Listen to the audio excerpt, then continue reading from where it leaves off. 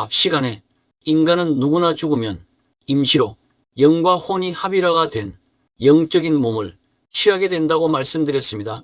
즉 구원받은 사람은 이 영적인 몸을 취하여 천국과 다를 바 없는 임시 천국인 낙원이라는 곳에 주님이 재림하실 때까지 거하게 되고, 구원받지 못한 사람들은 이 영적인 몸을 취하여 임시 지옥인 스올 즉 하데스라는 음부에서 주님이 재림하실 때까지 고통을 당하며 거하게 됩니다. 그렇게 지내다가 주님이 마지막 날 재림하시면 그리스도의 심판대 앞에서 심판을 받아 구원받은 사람들은 주와 함께 진짜 천국으로 들어가고, 구원받지 못한 사람들은 백보자 심판을 받아 진짜 지옥으로 가게 되는 겁니다. 이처럼 하늘나라의 왕이신 그 하나님의 아들, 그 왕이 이 땅에 오셔야만 그 하늘나라의 비밀을 풀어줄 수가 있습니다. 그렇기 때문에 하늘나라의 주인 되시는 그분이 드디어 입을 열어 가르쳐 이르시되 천국은 이와 같으니 천국은 저와 같으니라고 놀라운 말씀을 전해주실 때 천국의 모습의 비밀이 드러나기 시작한 것입니다. 그래서 끊임없이 많은 설교를 통해서 이미 죽으면 천국 가는 것을 그리스도인들은 확실히 믿게 된 것입니다. 그러나 구약의 백성들은 그렇지 못했습니다. 그런데 마태복음서에서 이야기하는 천국은 방금 살펴본 그 천국도 말하기도 하지만, 그뿐만 아니라 구약에서 아브라함과 다윗을 통해서 약속하신 그 약속이 이루어졌다는 것을 선포하면서 이 땅에 세워질 하나님 나라, 즉 천국까지 이야기하는 것입니다. 다만 하나님 나라의 주인이신 그 주인을 통해서 세워질 이 땅의 천국, 즉 하나님 나라는 정치적, 군사적으로 로마를 확 뒤집어 엎고 이 땅에 세워질 그런 눈에 보이는 하나님 나라를 말하는 것이 아닙니다. 그러면 어떤 하나님 나라를 말할까?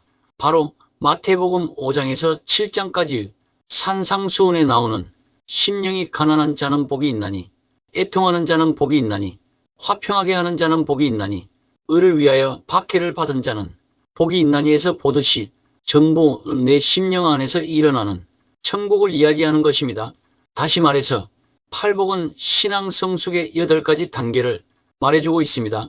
따라서 천국은 사람들의 눈에 보이게 확 뒤집어 엎어버리는, 마치 정치체제가 변화되고 사회가 변화되고 경제적으로 착취당하고 부정부패, 세금 남용하고 사기, 도적이 횡행하는 이런 것이 없어지고 뭔가 잘 사는 나라로 변화되는 그런 천국을 말하는 것이 아닙니다.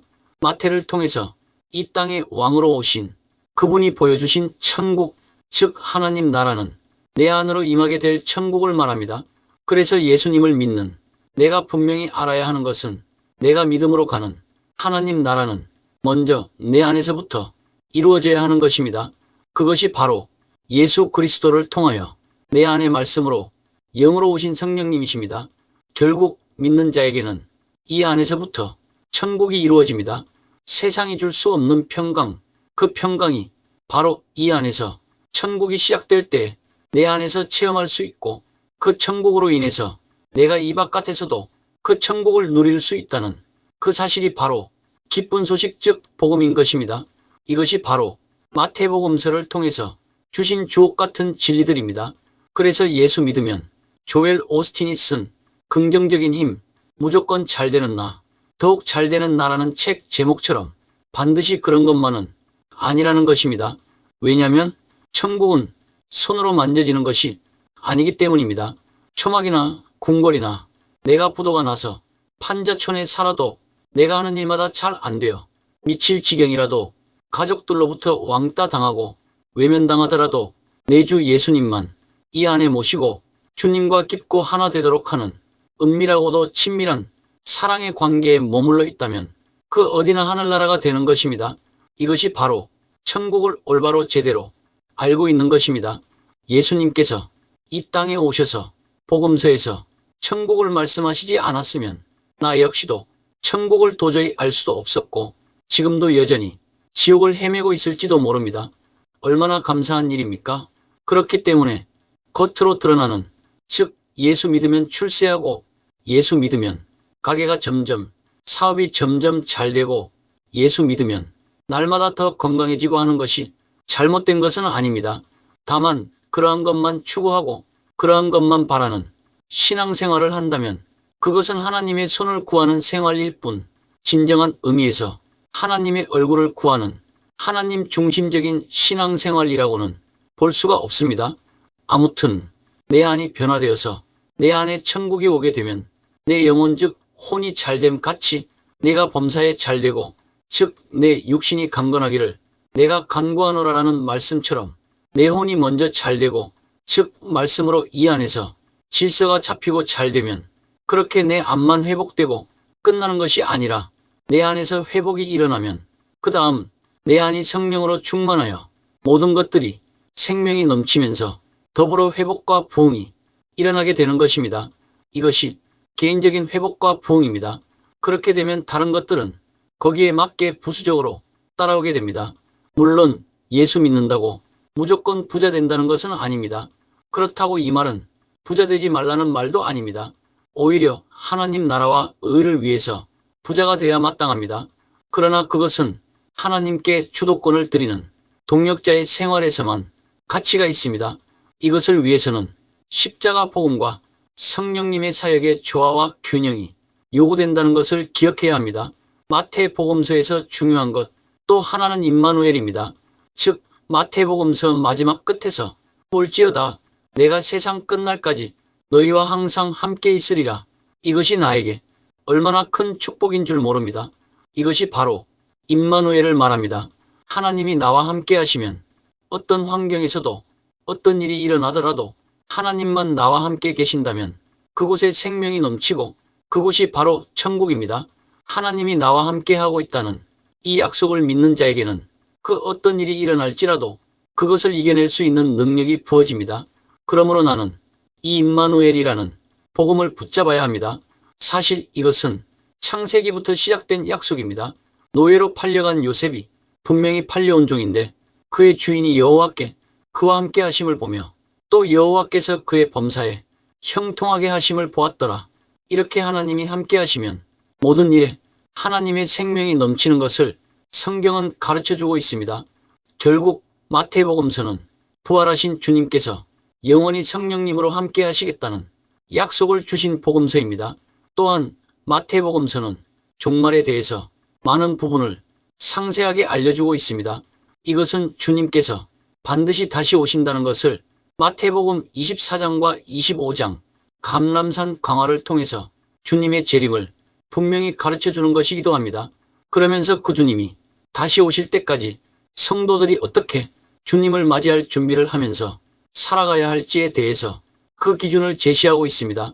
그래서 감람산 강화를 통해서 4개의 비유를 주시면서 그러므로 깨어있으라 어느 날에 너희 주가 임할는지 너희가 알지 못함이니라. 먼저 지혜롭고 충성된 종의 비유를 통해서 다음과 같이 말씀하셨습니다. 주인에게 그 집 사람들을 맡아 때를 따라 이 양식을 나눠줄 자가 누구냐. 주인이 올 때 그 종이 이렇게 하는 것을 보면 그 종이 복이 있으리로다. 주인이 기뻐한다는 것입니다. 주인이 그의 모든 소유를 그에게 맡기리라 축복한다는 것입니다. 그리고 10처녀의 비유를 통해서 기름 부음을 준비하고 또한 달란트 비유를 통해서 달란트, 즉 은사를 묻어두지 말고 꼭 사용하라고 지시하십니다. 특히 이 달란트 비유는 영화 구원대 공적 심판의 결과가 어떻게 영향을 미치는지를 알려주고 있는 것입니다. 마지막으로 양과 염소의 비유를 통해서 주님이 오시면 반드시 구분하신다는 것을 말해주고 있습니다. 결국 이것들은 우리들의 남은 생애를 어떻게 살아야 하는가를 보여주고 있는 것입니다. 즉 여기에 내가 아직 이 땅에 살아있는 이유를 발견할 수가 있습니다. 앞으로 이러한 것들을 쭉 세부적으로 살펴보면서 정말 그분이 하늘나라의 왕이신 것을 더욱더 가슴 깊이 느끼면서 확신하게 될 것을 믿습니다. 제일 먼저 신약의 시작은 족보를 통해서 왕으로 오신 예수 그리스도를 소개하는 것으로 시작합니다. 아브라함과 다윗의 자손, 예수 그리스도의 계보 즉 세계라라고 하면서 왕들의 족보를 쫙 나열하면서 왕으로 오신 예수 그리스도를 소개합니다. 그런 다음에 왕의 일꾼들을 모집하는 것, 즉 제자들을 부르십니다. 그런 다음에 하늘나라의 헌법인 산상수훈을 선포하시고 그런 다음 가장 중요한 치유사역을 하십니다. 예수님께서는 이 땅에 오셔서 가르치시고 복음을 전파하시고 병자를 고치신 치유사역을 하셨는데 다만 그 중에서 가장 중요한 것이 바로 치유사역입니다. 왜냐하면 치유사역이라는 것은 왕의 신임장을 제시하는 것입니다. 그냥 내가 왕이다, 왕이다 해봤자 그것을 어떻게 믿을 수 있겠습니까? 그래서 그분의 말씀이 진짜라는 것을 치유사역을 통해서 보여주시는 것입니다. 결국 예수께서는 내가 하늘나라 왕이다라는 것을 뭐로 증명하셨느냐면 그분이 명령하니까 귀신이 쫓겨나가는 것만으로도, 즉 사탄이 복종하는 것만으로도 하늘나라의 왕이라는 증거로 충분했습니다. 병자에게 주님께서 말씀하시면 고쳐졌습니다. 자연에게 풍랑아 잠잠하라고 하니까 자연이 명령을 듣는 걸 통해서 자신이 하늘나라의 왕이신 것을 구체적인 신임장으로 보여주신 것입니다. 즉 그냥 말로만 내가 하늘나라 왕이다라고 말씀하시는 것이 아니라 치유로, 기적과 이적으로, 언행일치로 보여주신 것입니다. 하나님의 나라는 말에 있지 아니하고 오직 능력에 있음이라. 모든 상한 심령과 상처난 혼들에게 성령님께서 친히 치유의 역사를 일으켜 주십니다. 주님은 이렇게 자신의 신임장을 이런 일을 통해서 보여주시고 나서 최후의 일격으로 모든 사람이 아, 이분이 정말로 왕이시구나를 무엇으로 보여주셨을까? 그렇습니다. 십자가의 죽음과 부활 사건을 통해서 두 번 다시는 말 못하게 도장을, 즉 하늘나라 왕의 마지막 인감도장인 옥새를 꽝 찍으신 것입니다. 바로 죽은 자 가운데서 살아나신 하나님, 그 하나님께서 십자가 사건과 부활을 통해서 왕의 능력과 영광을 이 땅에 나타내신 것입니다. 우리 모두 이러한 주님을 경배하면서 찬양하기를 기뻐하고 즐거워해야 하겠습니다. 많은 관심과 구독과 좋아요, 알림 설정은 영상 제작에 큰 힘이 됩니다. 감사합니다.